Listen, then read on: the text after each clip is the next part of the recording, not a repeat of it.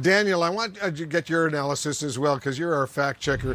At one point, and he kept saying this, they want to put me in prison. I did nothing wrong.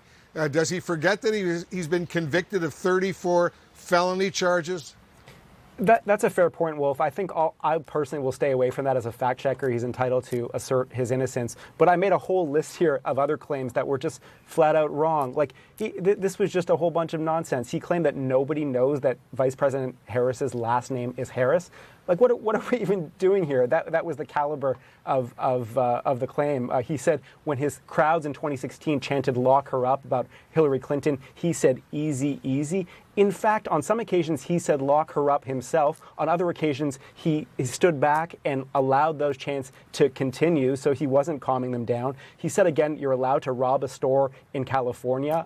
You're not, no matter what the amount. He said he won his civil fraud case, but then a lower court judge ignored an appeals court decision and still penalized him for a large amount of money. He never won that case. He's grossly mischaracterizing what the appeals court actually said. He said he did much better in Pennsylvania in the 2020 election than he did in 2016 when he won the state. No, he did worse. He lost it fair and square in 2020. And on that same note, he spoke vaguely of mystery votes in 2020 he claimed were not counted, votes in addition to his actual vote totals. Those votes simply did not exist. His vote total was his vote total. He lost the election fair and square.